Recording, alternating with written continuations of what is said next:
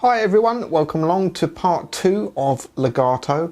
Now just to recap, in last lesson, I was going to say last week's lesson, might have been last week's if you were watching it, we covered a couple of things. We covered circular legato, which was a legato where your, Joe Satriani does this a lot, where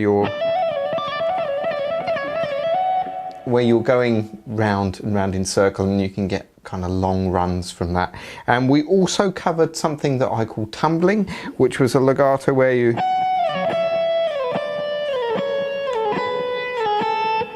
kind of tumble down. So that's the two things we covered. Now today we're going to look at three things. We're going to look at two more techniques. One technique which is a legato with picking and sliding, and then we're going to do another legato technique which is a stopping technique. And then finally today what we've been doing also is just using one string to descend because it's a bit easier. But today I'm going to show you how you can start to kind of use all of the strings. And so we'll cover that too. So let's start off just by saying the chords are the same. The chord progression that I'm playing over is A, F sharp, B minor, and an E. I'm playing that on the acoustic guitar. Alright, so let's have a look at the first example, which is some legato with sliding and picking.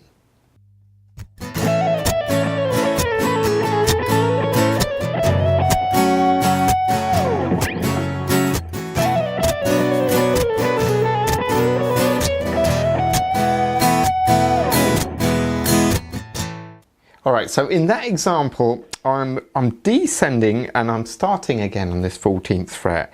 So we're playing this A major scale, you might remember. So I'm doing this.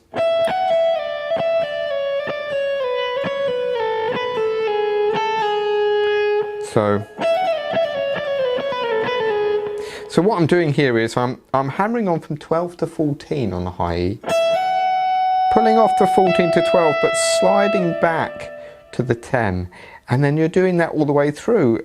So 10, hammer on to 12, pull off to 10 again, slide back to 9, then 9, hammer on to 10, pull off to 9, slide back to 7, up to 9, pull off to 7, back to 5, and then 5, hammer on to 7, pull off to 5, back to 4 there. So if you do that, you get this sound. It's hard to play, let's say. So you get that kind of move. And now on the way back up, I kind of did the other way.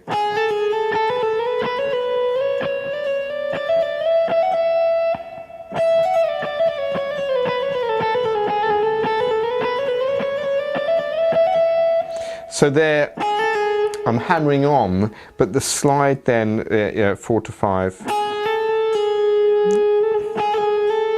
And then I'm sliding up from 4 to 5.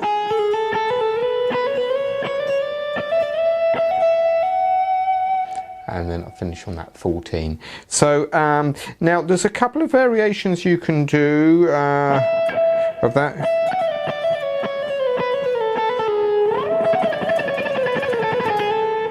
That one isn't really legato, I've got to say. It's kind of like a picking one, alternate picking.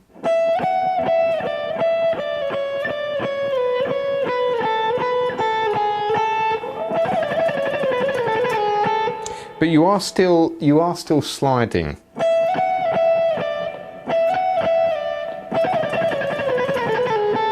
So that's a good one too. You can use that one. But another thing which is quite cool as a variation to that is you can do an open string.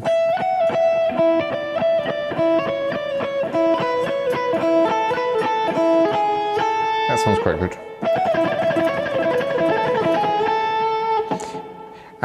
So that one's a combination of really, that's more of a alternate picking thing, but I just thought I'd throw that in there because it's a cool one.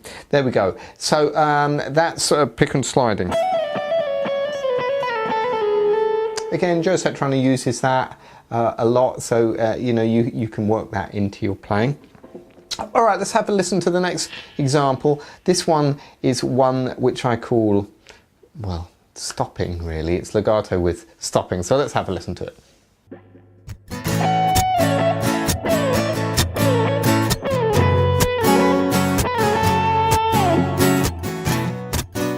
All right, so with stopping, you kind of get what you say. With tumbling, it's kind of more like a legato move where you're playing the line.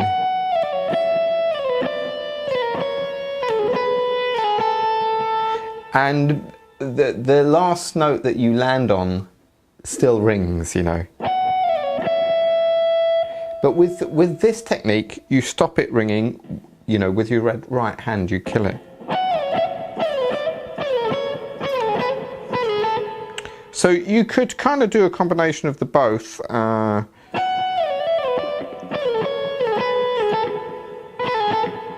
So you can muck about that and you can get some interesting phrases with that. So it's really the same as tumbling, if you remember from the first video. But as soon as you get to that note that you want to land on, I'm going back to there, 14, 12, 10, slide back to 9, hammer on to 10, to 12, and that's where I stop. And then sometimes you can just go back one, so this one, I'll stop there. So it's up to you whether you're going to go kind of back two moves or just one. But we're still using this A major scale on one string. All right, okay. So now, here is the bit of the lesson where we're going to need to have a bit of theory, but do stick with me because this will be really worth it. And you can see how Joe makes up these long legato lines, you know, or you can make up these long legato lines. Now we're just going to need to learn two major scale shapes, so hang in there as I say. Here's the first one, goes like this. This is the bog standard one, you may already know this.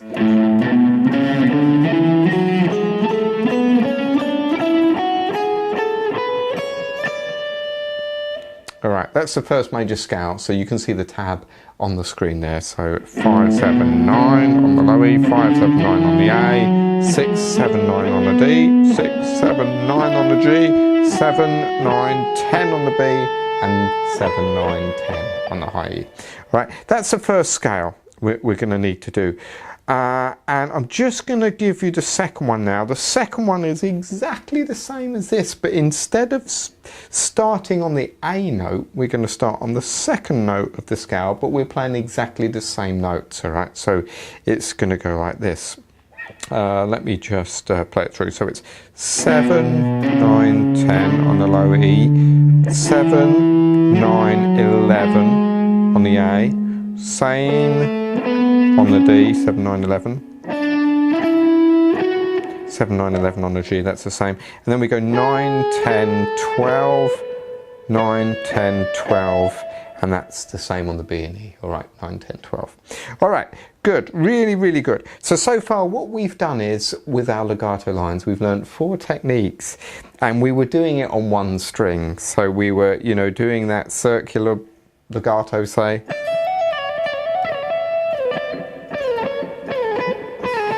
All right, then I went into like a stopping one that we just did. So now what we want to do with legato is get more runs which seem to go all over the neck.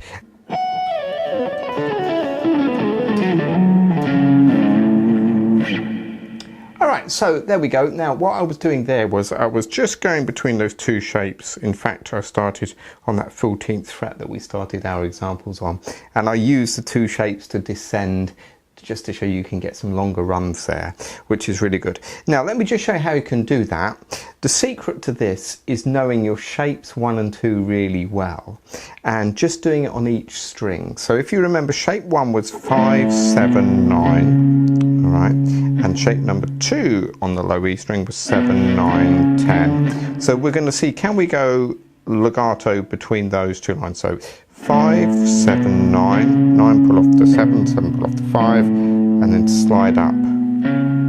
So you got, that's the first one, really cool. Can you do it on the next string? 5, 7, 9, and then the pull off, and then 7, 9, 11. So can you go? That's good. Now you've got 2 strings. Can you go between them?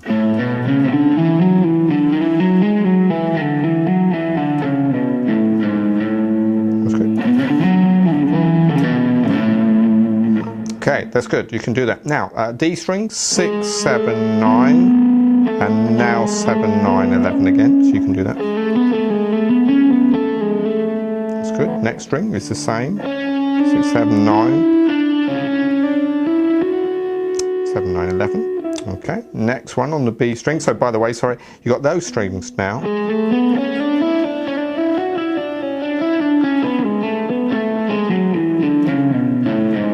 So now we used all 4. Let's see if we can do 7, 9, 10 on the B, and then 9, 10, 12. Good. Can we do the next one on the E? That's the same.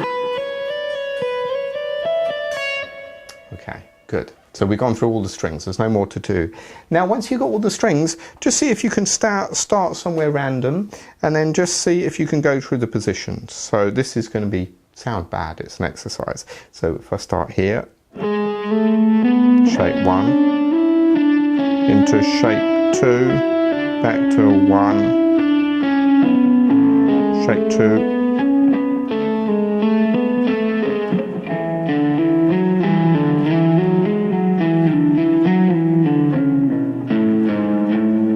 that's good.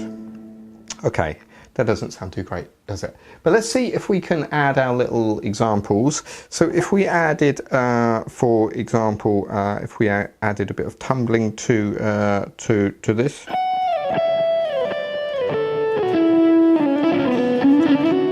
Bit circular.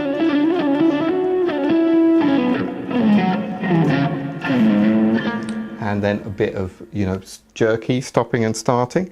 You could try your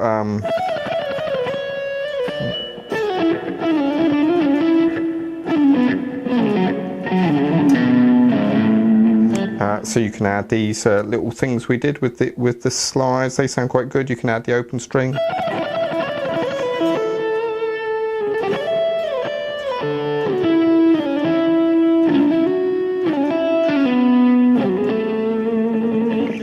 There we go. So we're adding some different techniques.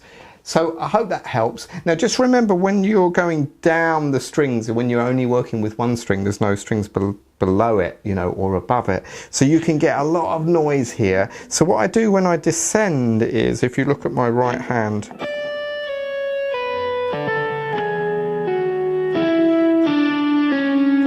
I'm moving it slowly up to block these strings ringing, and that takes some time, otherwise it sounds really, really awful. So give that a go. Now in the next video we'll look at how you can play some licks and then go into these little runs, and I'll also show you that little piece that I played at the beginning of video 1, just so you got something to practice that with. All right, so I hope you enjoyed that. Thanks so much for watching, and I'll see you on the next video.